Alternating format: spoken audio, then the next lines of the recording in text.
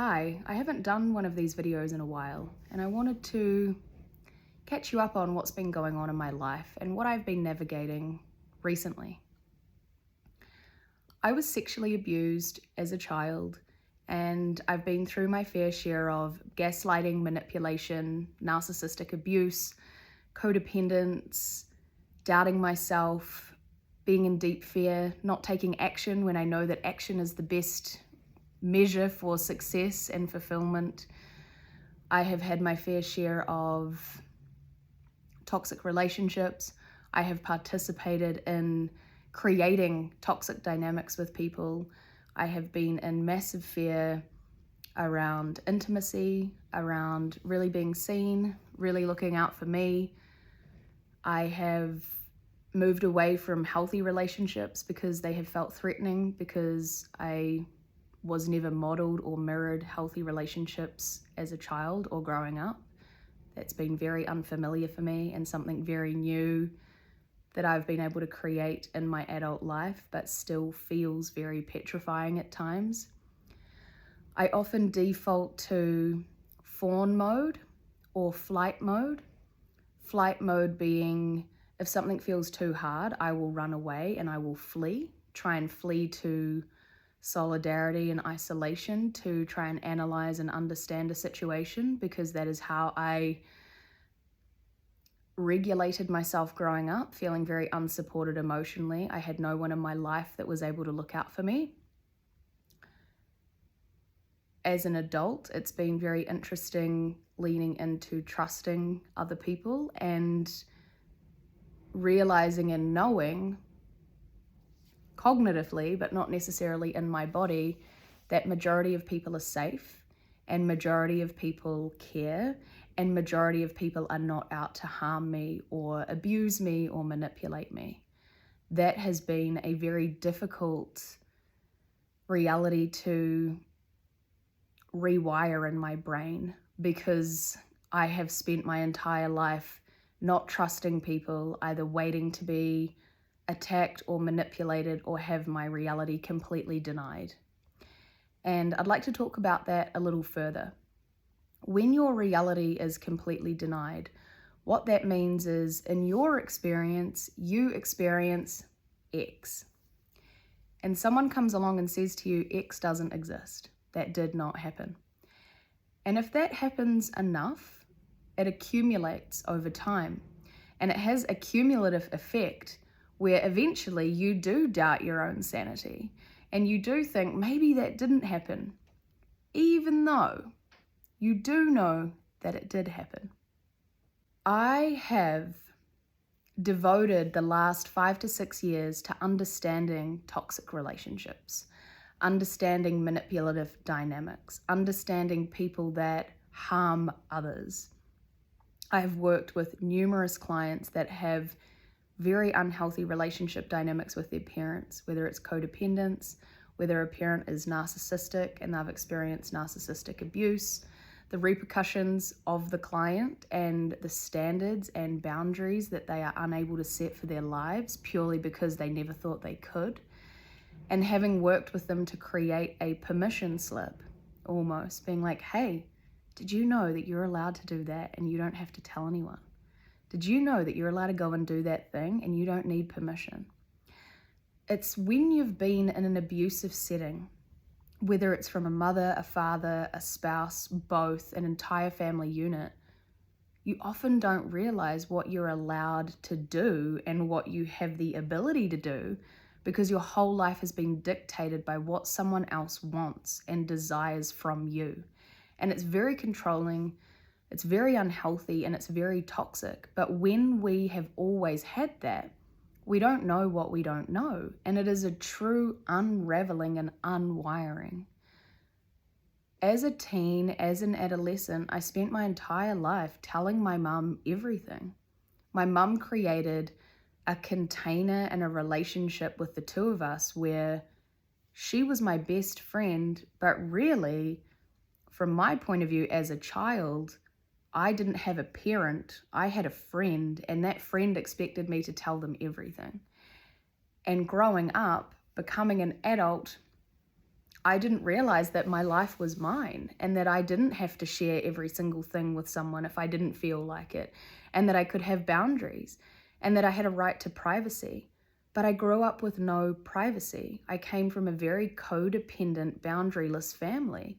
And it's only been in the last 6 years through a lot of therapy and a lot of coaching and a lot of personal research that I've understood that I do not owe anybody anything. And conditional giving is one of the most toxic things that people can do. And I conditionally gave a lot in my life until I knew what it meant and until I was conscious enough to know better. Maybe you feel like in your life you have really low standards for yourself. You let people walk all over you. You people please all the time. You get really overwhelmed by the demands of life and you find yourself lying, not on purpose, but to not have to go and do things you don't want to do. A lot of the time when we've been in abusive settings, relationship, family dynamics, we often white lie our way out because that's all we've ever known to create some sense of emotional safety for ourselves. And I'm here to tell you that you don't need to lie, you don't need to coerce or manipulate a situation. You just get to be really honest with yourself. And that is the greatest gift I've been able to give myself, is honesty. And it's a work in progress. My coach at the moment has said to me, you get to tell people that you don't want to be friends with them. And I've always found that really difficult because that's been something that's been quite painful for me. Rejection, right? You've probably been rejected. That feels painful. But if we aren't honest with ourselves, we are constantly telling the universe, I'm okay with this. I can tolerate this. This is what I'm available for. And I don't know about you, but I'm here to live a really rich, vibrant, nourished life where I feel fulfilled. Yes, I'm going to experience a lot of hardship, a lot of fucking grief, a lot of fear, a lot of overwhelm, a lot of confusion from time to time.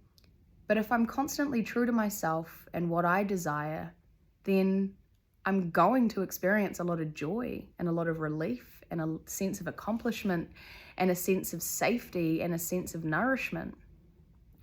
What I know to be true when it comes to toxic relationships is when we stay in them for too long, they cause us to doubt ourselves. They cause us to doubt our desires. They cause us to doubt what we truly want. And when I say we stay in these toxic relationships for too long, we often stay in toxic relationships with ourselves too long, with this internal dialogue in our head convincing us that we don't mind this life, or we don't mind this relationship, or we don't mind this person. It's okay from time to time. It's not the end of the world. But really, we don't want it. My wish for humanity is that more people would do what they want to do and do less of what they don't want to do, because we would have a lot more contentment and a lot more peace, and we'd have people that are more nourished and have experienced more self-love. What is self-love? Self-love is when you look after yourself. It's when you say no and you mean it. It's when you say yes and you mean it. It's when you nourish your energy. It's when you lean into the fear. It's when you choose courage. It's when you feel your emotions to completion. It's when you allow yourself to get fucking angry and get excited and move into joy and stop factoring every other person into the equation before yourself. A way to live a really, really diluted life is when you look at everyone else and everything else and then you make a decision, versus directing that energy inward and going, what would feel most aligned for me? What do I want? And how does it make me feel? When you've experienced toxicity, when you've been in toxic dynamics, when you've known no different, you don't ask yourself what you want. You're constantly fighting fires and looking out for other people in the hopes that that will change, and in the hopes that they will love you more and they'll give you what you're looking for. And they won't. Self-love is the only medicine that will actually help you and heal you and get you on the right track towards self-nourishment and towards the life that you actually want. People-pleasing, keeping the peace, looking out for everyone else, even if they are your kids, is a slippery slope into confusion, depression, anxiety, overwhelm, a lack of clarity, and living a life that you don't actually want. I'm hosting a self-love workshop. This workshop is all around nourishment instead of punishment. We are notorious at punishing ourselves and berating ourselves and living in a mindset of negative self-talk. And a lot of this comes from the toxicity of other people, listening and being around environments that we don't actually want to be in, especially when it comes to family and intimacy. Link is in my bio to sign up to this workshop, and I look forward to seeing you there.